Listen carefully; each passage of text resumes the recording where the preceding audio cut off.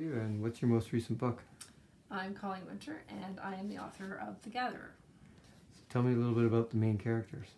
The main character is Storm Freeman. She's an inventor, and she invents The Gatherer, which brings free infinite electricity to the world.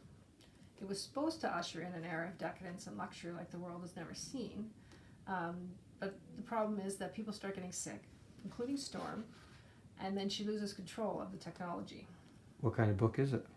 It's a thriller, and Storm spends most of her time just ahead of the authorities who are trying to catch her, as she has to seek out and destroy what she created. So who would I recommend the book to?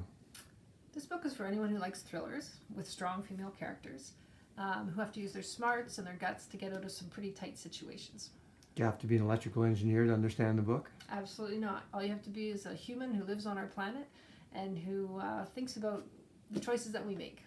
Is there more to come, or is this a single book, or is part of a series? No, it's part of a series. This is the first book in the series, and it's a 3-book series. Where are we at in the series? Book 2 is finished, and now we're expecting the third one to be finished this year. The idea for The Gatherer came from some research I was doing on Nikola Tesla, who had tried to invent a device that drew free energy out of the air. It didn't work out, but I got to thinking about what would happen if someone did invent it, except it didn't go as planned. Because there have been a lot of human inventions that haven't gone as planned. Think DDT, pesticides, and the atomic bomb. A lot of those inventors forever regretted what they had created. In The Gatherer, I gave the inventor Storm Freeman the chance to fix what she had done. The highlight of my publishing journey was at a writing conference in New York 3 years ago. I had just received a 3-book deal for the Gatherer series the day before, and I spent the 3 days at the conference with other authors introducing me to agents, and agents stopping me in the hall, all offering to represent me. It is a rare moment for an author to be in that position, and I spent the time not really believing it was happening. It had taken me 18 years to get there, and it felt amazing. I eventually signed with an agent, and since then I've spent my time making good on the 3-book contract. The Gatherer series started with a single idea, what my writing mentor Sherry Coleman would call a sacred image, of a woman in northern Canada looking south towards a society that she was no longer part of.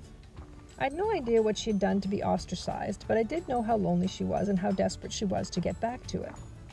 From there, I followed the story wherever it led. It requires a leap of faith that the story will be there, but I found that for me, the strongest, most compelling stories come from that leap. It isn't always easy, as sometimes I follow the wrong path and have to backtrack to where I have made a decision that isn't true to the story. I don't believe there is such a thing as writer's block. If you go back to where you have taken a wrong turn and take a different path, then the words come back and you can move forward. I'm an electrical engineer, and the reason that I love what I do is that electricity and the grid that provides it are the foundation of so much of our society and of our connected world. Anyone who's experienced a power outage, and that is pretty much all of us, understands that when our access to electricity stops, our modern society shuts down. Even during the COVID-19 pandemic, while food and healthcare providers were providing the essentials, the electrical industry was quietly and effectively making sure they had people who could work and keep the power on. Because without power, things would have been a whole lot worse. I like that reality of an industry that works in the background to provide what is an extremely powerful and essential part of our world.